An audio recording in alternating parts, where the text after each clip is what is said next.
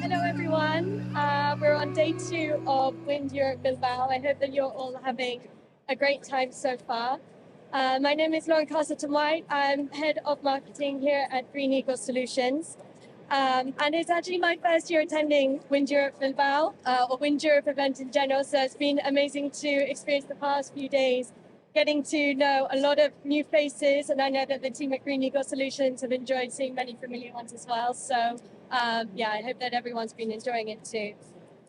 So today we're very excited to be here, to be and meet up with some more familiar faces to talk about the topic of curtailments.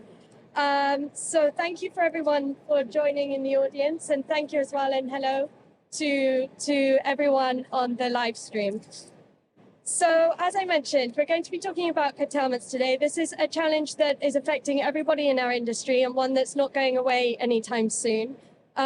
So we have a great panel of speakers here today, and I'm delighted to be joined by leaders in our industry from Gnera, from Verbund, and from BayWay también. So a big welcome to Belén de la Fuente, to Santiago Lopez, and to José Benito también, and to Alejandro Cabrera, CEO of Green Eagle Solutions. So thank you all for being here today. I'm delighted to be joined by Belén de la Fuente, Chief Operations Officer at Gnera Energy, Santiago Lopez, Managing Director at BayWay, and José Benito, the Managing Director at Verbund, Green Eagle, Green Power Energy, and Alejandro Cabrera, CEO of Green Eagle Solutions. So welcome to all of you. Thank you so much for being here today. Thank you. So starting off the panel discussion, I'd like to start off with understanding why we're here today and the challenge of curtailments, and the challenges that they pose to our sector. And I'd love to hear from each one of you a bit more about what curtailments are to you, how you're affected by them, and obviously to hear a bit more about your companies as well. So Alejandro, maybe we can start off with yourself. Could you provide some context on curtailments in the renewable energy sector, and the role of Green Eagle in all of this? Sure. Thank you, Lauren. So before I start talking about curtailment, my colleagues allow me to briefly explain what curtailments are for those who are not so familiar with curtailments. Basically, a curtailment happens every time a renewable energy asset is producing less energy than it could. And that can happen for many reasons. One of them could be due to technical restrictions, but also due to the balance between generation and demand. And that triggers tons of activities for all of us. So I think today we're here with a great opportunity. From Green Eagle Solutions, we are on a mission to accelerate the energy transition through automation. And we work with different players with different roles. So among them, we work with traders, we work with operation and maintenance suppliers, and we also work with IPPs and asset managers. And they all share different perspectives, but they're all affected by curtailments. And that's basically what we see from our point of view, is that there's sometimes a conflict of interest that we need to tackle today. So just to give you some figures about how this impacts us all, from our company, we are already managing almost 30% of the market share in Spain. And just to give you some figures, in the last 2 months, we executed over 72,000 curtailments autonomously. That's a huge figure. What's most concerning is that it looks like this is only going to grow. So it's not that we have curtailments now. It looks like curtailments are here to stay, and that we need to write a strategy to tackle them. Absolutely. Thank you, Alejandro. So Santiago, over to you. I would love to hear more about BayWay and how you're affected by curtailments. Thank you. First of all, thanks, Green Eagle, for inviting me and the rest of the panelists to be part of this discussion. Thanks for that, and to share this space with you guys. From our side, we are on the other side of the chain, let's say this way, right? We suffer curtailments from a service company point of view, from operations, let's say. So we are at the other end, and for us, curtailments really, the reality for us has changed, right? We used to operate in the same way, and suddenly we receive orders to stop the turbines, to stop the productions. Several reasons. I'm not going to go into details. But for us, what's happened is the reality change. Our plans and maintenance schedules change. Our resource allocations change. So at the end of the day, our cost control get off control in a way. So for us, it really is a question of trying to find the balance again to how to really understand where curtailments are going to happen and how we can to act in advance to those in order to provide the best service to our customers. Great. Thanks a lot, Santiago. Berlin, I'd love to ask you the same question. Okay. I want to thank Green Eagle for inviting me to this interesting this panel discussion. It's obvious that nowadays curtailments are increasing, and it's a problem that we are involved. All of us are involved. And in the point of view of a market operator as Gnera, we always want to put solutions in this new situation for us. We have two main problems, not only curtailments, we have as well the low prices, and we have to manage them. Then how we can manage these two situations? Well, for lower prices, you can maybe stop your production and do anything more in order not to have losses. And maybe you can hybridizing your power plant with batteries. And nothing more, I think, to this part. In the other, in the part with the curtailments, we can squeeze the market, and the TSO REE, it gives us the opportunity to qualify our power plants in SRAP, which name is Power Automatical yes, it's difficult in English because I always say SRAP. Automated power reductions? Automatical power reduction system. Yes, that's true. So we can qualify our power plants in SRAP, and the TSO REE, Red Eléctrica, gives us the opportunity to qualify our plants in this service and don't have technical restrictions. So that's one thing we can do. Or maybe we can participate into ancillary services. Remember all the ancillary services, technical restriction, replacement reserve, manual frequency restoration reserve, or tertiary regulation, and automatical frequency restoration reserve, or secondary regulation. So these are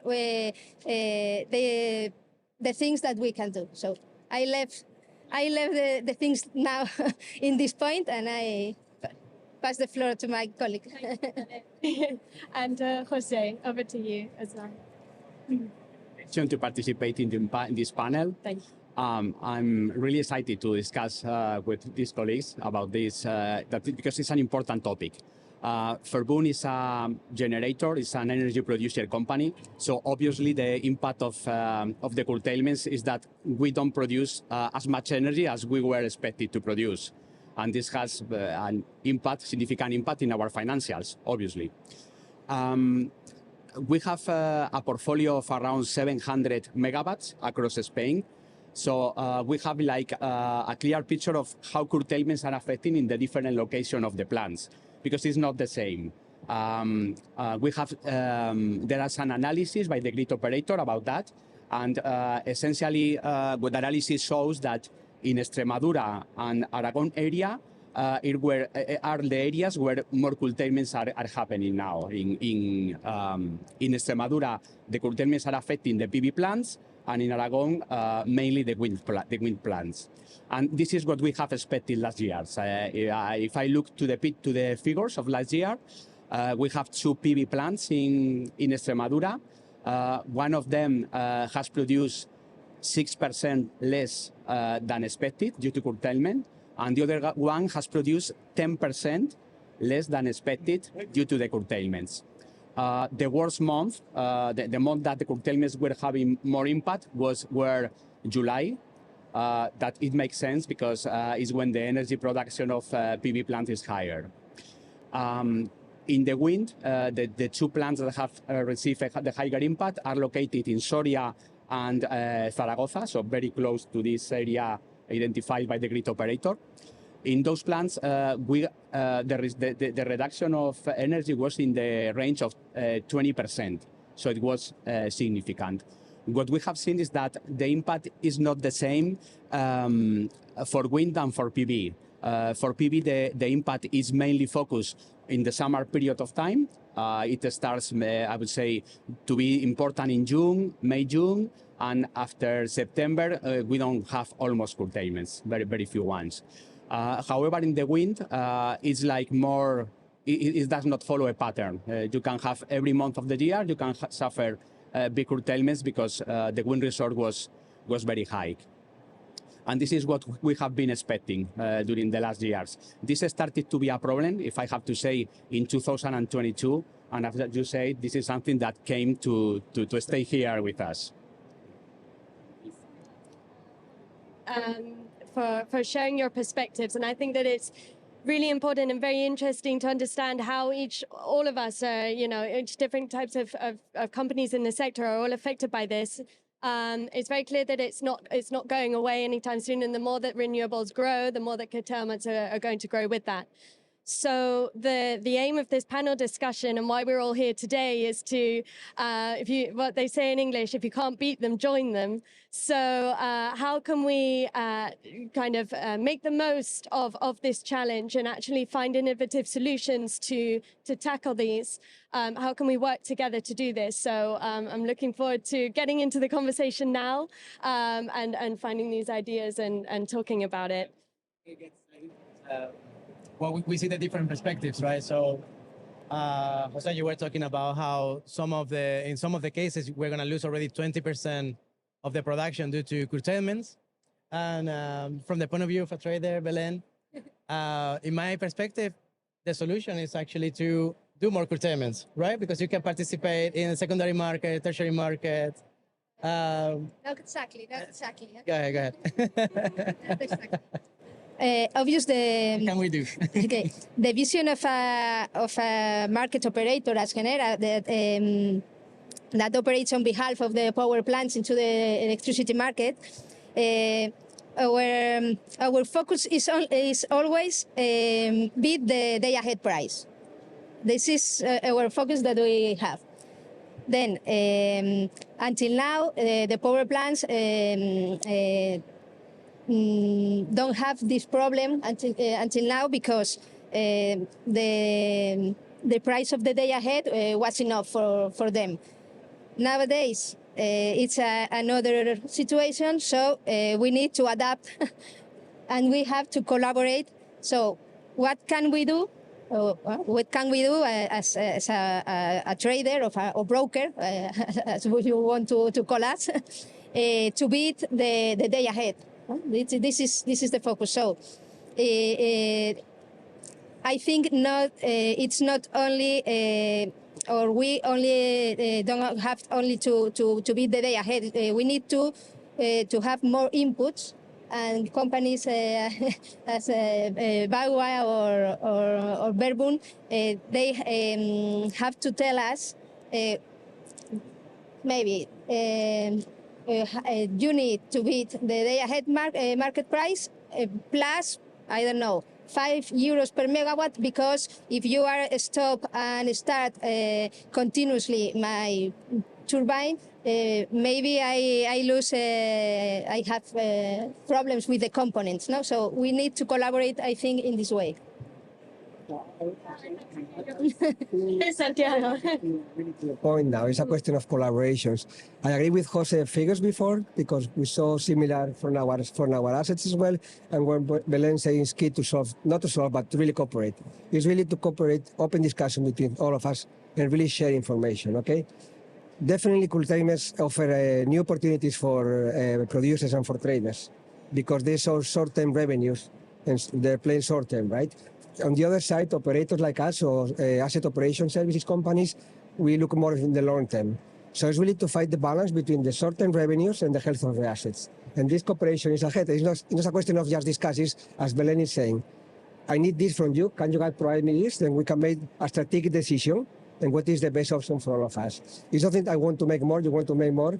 It's really a win-to-win situation if we really cooperate and interchange on a daily basis or even in real time, because things like renewable companies can provide these tools to do real-time decisions and share the knowledge and information. I think the collaboration is critical in this particular case. A strategic decision, a lot of data insights, really, real time, and open discussions, really, I will say. Definitely.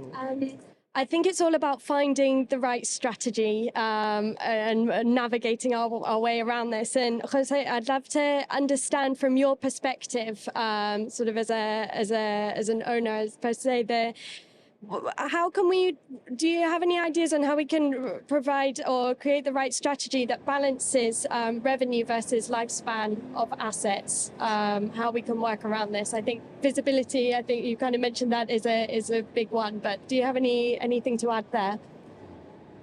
Okay, obviously it's a difficult question because it's difficult to foresee how the curtailments are going to impact on your components, on your wind turbines or your inverters in the long term. In principle, my view is that for inverters, this is not that critical because at the end of the day, they are power electronic components. So if you reduce load or you stop, you not significantly are impacting the operational life. However, if you speak about wind turbines, that's completely different because they are rotating machines. They have different components that if you stop the wind turbine before it can start again, you have temperature problems in different components. So it's like more complex. What I see clearly is that any of the solutions that we may discuss, first of all, require some investment in terms of IT technology, because you cannot control or you need to increase your capability for controlling the plant and to match with these curtailments, with these secondary markets, etc. So this is the first thing that you need to think. And secondly, and I will say that is less important, is the long-term life of your assets, because you have been pushed by the curtailments. At the end of the day, the grid operator will stop your plant. So you have to find a way to recover part of your incomes in any other market. But there are not more things that you can do. Yeah. And yeah, go ahead. Just to add on Jose's feedback, comments is, one of the things that we are incorporating into our algorithms and into our to the decision-making process is that makes it most difficult even to make it the right strategy, the right decision, is that in some of the cases, like the projects are already coming with some decisions already made in the past, like you already signed a PPA, for instance, so you're already limited in how you're going to be participating in the secondary market, tertiary market, so you have already like some limitations there. In other cases, some technologies are older and not going to respond effectively to secondary regulations. That sometimes they receive a curtailment every 30 seconds. So that's actually very demanding and something that creates fatigue in the components. And when you keep adding on the new things that are coming, like hybridization, you mentioned before, Belen, hybrid plants that now are incorporating different technologies in the same place. It's actually very difficult to measure what is the cost of a curtailment, because there's so many components there that I don't know, Santi, if you can add. I'll leave it to you to explain. Jose make a very good point, right? The long term is difficult to quantify. I agree with that. There will be a cost for sure. Maybe it's difficult to know how much. Belen was very clear. We need to make decisions for the next day. That's clear. But the reality, what's happened really happens, the reality change. And there's be a cost involved in there, right? So it opens opportunity for us as well. If we can predict curtailments, and Jose was doing very good figures about that, we can reschedule our maintenance activities. And we can provide this feedback back to traders like Belén. They can use them to make the predictions. And I'm sure we cannot solve this problem in 1 year, but if we keep doing together the things, in 2, 3, 4 years down the line, I'm pretty sure we'll be more and more accurate. And then it's not only a question of create opportunities or seizing opportunities for traders and operators. I believe it will create opportunities for us. The last thing we have to make into account is it doesn't really matter what we do. Jose made it clear. Curtailment will happen, for sure.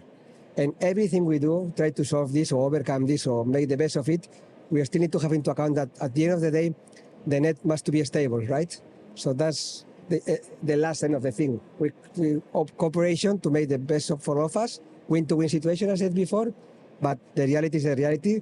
As the more renewables we have installed, the more curtailment will be, and that will happen for sure. So the better we start to cooperate, the better for all of us at the long term.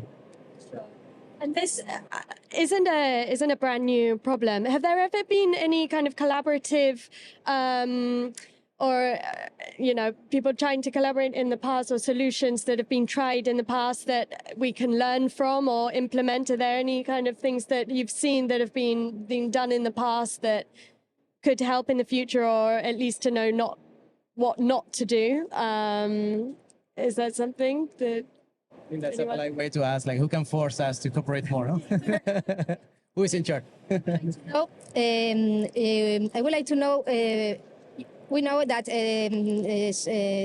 tertiary regulation, the turbines have to respond. The turbines have to respond in 15 minutes, and in secondary regulation, you have to respond in less than 1 minute. So I don't know if the turbines are really prepared to this. So this is less than 1 minute. So quite difficult. I think that it depends on the range of power that you because they have like limited ramp up. So probably you can manage for a small increase of power, but of course it's challenging. It's challenging. However, for the PV plants, that's much easier. A PV plant can change much faster. Yeah. 15 minutes is I think 15 minutes can be manageable. 15 minutes high and 15 minutes low power. Yeah. Yes, it's okay. You have to take into account the threshold of power that you can regulate on your plant, and depending on the specific model of the wind turbine. But 15 minutes is more reasonable. I say that because all the people talk only about tertiary and secondary, but exists another ancillary services like replacement reserve that maybe can be a solution. It's not attractive. The price is not as attractive as the tertiary or secondary, but maybe can be a solution for all turbines or power plants that can't respond. And because the replacement reserve, you have 1 hour. Yeah. So the full 1 hour to move the energy. So. But what is difficult there is to do the economical analysis, because you need, if you are in that situation, you are not producing energy, just waiting to start when you are told to start. So this energy that you are losing, that you are not producing. This is the know-how of market participant. No? We have the people analyze all the day forecasting what is going to happen. And this is one thing. And the other thing is that as energy producers, you may have other contracts that are introducing additional limitations, because you can have PPAs, and then you have some with a compromise, with a megawatt compromise of energy production. Also, if you have plants, for example, it's common in the wind project or to be in the old regulatory regimen, the 661 regulatory regimen, where you are receiving a payment that you will not receive unless you produce a minimum number of hours at the end of the year. So those things has to be taken into account, because you cannot participate in all those markets and at the end of the day don't reach your minimum number of hours and don't receive the feed-in tariff. we have to put on our market strategies all these kind of inputs. As I said before, this invented number, but the €5 per megawatt or the limited hours or something like that. Okay, that's right. Thank you. No, I mean, it's come back to the same. One thing I would like to add as well, the more we cooperate, the better, I said before. But don't forget that there will be new change gamer in the game as well, right? Batteries will come eventually, hydrogen will come as well, and then we will talk in something different in 2, 3, 4 years' time. So again, it's a question of cooperation. The sooner you start, the better. And Belén was saying, right, there's options there. Let's talk together and which is the best option for all of us. At the end of the day, as I said, it's really creating more opportunities than problems, to be honest with you guys. Alejandro, do you have anything to add on that one, or we can? From a point of view, what we're trying to do is basically to facilitate this collaboration and this communication. We are separately working with with many traders. We're working also with many operation and maintenance service suppliers, and we see that this is a need in the market. However, the reality is that in many cases, these companies are operating completely independent from each other in many cases. Yeah, even when they are like part of the same utility or the same like large corporation, sometimes they're not even aware of what the other one is doing. And we believe there's a huge opportunity here to facilitate that communication through the technology, because we have the information already there, it's available. So for us, it's about facilitating the connection from our platform to other platforms and the interoperability across platforms. Because in the end, every team or every company is using different platforms for different reasons. But I think it's all about being able to share the relevant information at the right time and get the value from it. That's right. We need once the market operator have done our offers, then we need on the back, we need a system that operates in real time. So it's Yeah. It's. I would like to add here as well, at least from our day-to-day point of view, right? And I think it's starting to be more and more important is the figure of the asset manager, right? This person that is, and we like to say from BayWay, we call it ownership asset managers. It's really to take into account that you are not providing a service, you are really operating and using assets like if it were yours, right? So this communication, if we concentrate this figure and then this collaboration goes on a real time on daily basis, that will really make a difference, definitely. Thank you, all of you, for sharing your perspectives here. I was quite curious just to understand. I know that we very much kind of have a perspective from the Spanish market, and, fair enough, we're also in Bilbao as well. It's very Spanish focused. But I was curious to understand, in other countries, can we get any perspectives or ideas to understand how they're dealing with curtailments? I mean, obviously, it's different in each country, but do we have any do you have any, ideas or experience on how they're dealing with this in other countries? Where it's more...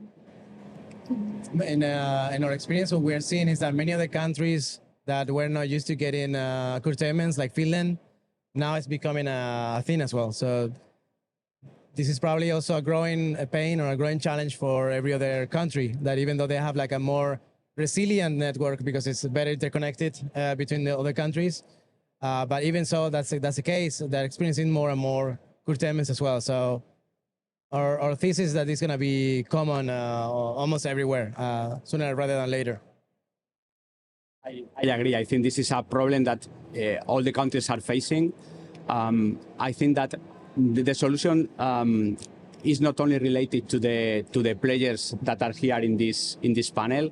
Also depends on, I would say, that general regulation of the country, because all those secondary market, ancillary services are markets that has to be implemented. There are other countries that have markets more developed than the ones that we have, like United Kingdom, that they have more different markets for regulate and adjust to the demand. And there are things that has to be done, introducing more flexibility in the energy production, batteries, pump storage. This is also something that will help to manage all those things. But those are things that depend on the regulation, on the government to be implemented. Also, I think that in relation to the grid planning, no? Because at the end of the day, the curtailment happens because locally you are not able to distribute the energy that you are producing. So if you increase the capacity of the network, obviously you will have less curtailment. You will be able to move the generation to the transport. And probably as energy producer, I will have a look at how the grid is now, where the most curtailments are happening, and I will try to develop projects that connect to other network nodes where the curtailments are less, or unless there are more forecasts for increasing demand. So if you have in a local node more demand, you can add generation because there will be consumption and you will not suffer the curtailment.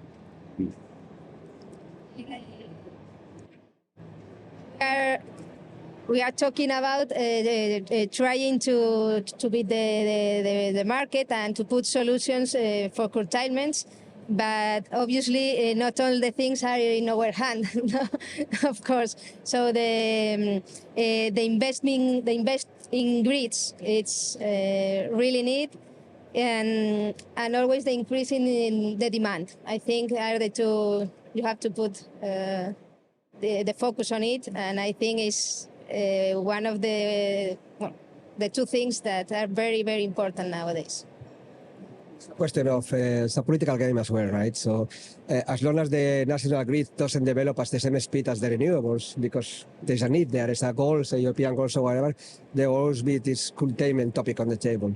So Jose was saying very good, it's about the political situation, the grid, the nodes and everything, because there's a limitation in the infrastructures.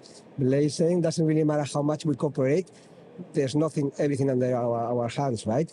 But yeah, as long as there is a need for energy, needs to grow, and there's no same speed, there will always be this topic on the table for sure, for the good or for the bad. There's no magical solutions. There's no magic solutions. Investment in grids, increasing the demand, and try to do the best in markets. That's We're starting at the right time, at least. There's a lot of things to cover, but definitely. So I think that I mean we've covered a lot of the topics and questions that we have prepared, but I think I'd love to kind of look towards the future now. We've talked about what the challenges are facing us, and you know what's happened in the past, but what are the kind of main challenges that we find if we don't kind of look and tackle curtailments right now? What would you say kind of the main things that face the industry if we don't tackle them? Or there's no magic solution. Easier said than done. I think it's to increasing the demand, because we have 125 gigawatts capacity installed, and we have a peak of demand of 40 gigawatts. So the imbalance is very high. So I think that's this. I think. Increase the demand naturally or artificially with batteries, right? With storage units. With industry, or you create your properly demand with batteries, so, or hydrogen. I don't know, but I think it's a technology. I don't know, less not as less mature than batteries. It is, but I believe that we all agree that the storage units are going to be a relevant part of the future, right? And that makes us think that what we've been discussing before, that you have the traders and the O&M services are not always connected. But now that we're going to have hybridation and also storage units, then it gets even more interesting, right? Because now who's going to decide when to store the energy and when to sell it and where's the right one? So in our opinion, the traders are going to have more and more a role of an operator as well. So it's going to decide more in the day-to-day when the turbines are going to be spinning and where we're not going to be spinning and what to do with that energy and that loss, right? So I think that definitely the time where the wind farms produced energy when there was wind resource and the time where solar plants produce energy when there was sun, that's far gone, right? And now it's becoming more interesting, but I'm very curious about how these two worlds are going to overlap, because with this, it's going to be like very tied together, in my opinion. Mhm. I think so. And also the topic of timing, right? Because you're saying that with hydrogen, certainly it's not as well developed. The storage as well, that's going to take a long time to implement and certainly have enough to solve all of this. So I feel like we're talking, or at least starting the conversation of collaboration amongst our types of companies, but it's a collaboration between a lot of more people as well. So I think it's more of a changing the mindset of to start with. No, like is it important topic here, and that's what you said about the change of mindset, right? Curtailments, in one word for us, it means like you have to be flexible, more flexible, right? More flexible usually means to have more people available to be flexible, right? Because you never know what's going to happen things, so you have to be really very reactive sometimes, right? That means we need more resources available. I don't know if you are aware, guys, but there's a sort of technicians available in the market nowadays. So it's a small challenge as well for the other end of the story, for us at least, that there's availability of technicians will be a handicap for us as well somehow, okay? Just because of this flexibility we need until we are able to work together, and then we are able to predict when the curtailment will happen, right? And then we can adjust our schedules and our workforce. But otherwise, it's something that we are suffering on a day-to-day basis as well. So I don't want to finish too early, but I'm curious to understand if you could offer any sort of tips, 2 to 3 or 1, even if you don't have any, because I know that it's a very broad subject. But for companies that are anyone that's wanting to tackle this in the future, what would be your main tips for getting ready for this curtailments or for this collaboration in the future? Can you give any tips on how we can work better together? Go for it. Sorry, I asked that as an open question. We'll go around. Three key takeaways for myself or from the asset operations point of view will be flexibility, right? Cooperation, and definitely the use of data insights to be able to move from the reactive mode to the proactive mode. That will be probably, and collaboration, for as I said, open transparency between all of us. That will be my 3-4 takeaways, probably. I agree with the first, flexibility, no? With the first tip, flexibility, the flexibility of the technology, I think it's very necessary. Count with the acknowledge of the market and the software that allows operate in real time. And I think batteries to increase the demand. The 3 top the 3 top tips. Alejandro. Well, as a software provider, I believe that our mission is to change how things work today and challenge everything the way it is working today. So because we have the opportunity to change it, we have seen it with other technologies like ChatGPT, and how all of a sudden we are doing things completely different as we used to do it in the past. So we have a real opportunity here to also question that in renewables, and the same way that the telecom industry went from like cable girls, like connecting people one to another, like right away, one by one. And then that's like obviously something from the past. But we're going through, in a similar transition. We believe that we're moving into a direction where everything is autonomous and it works more efficiently and more flexible. That means it has to be automated.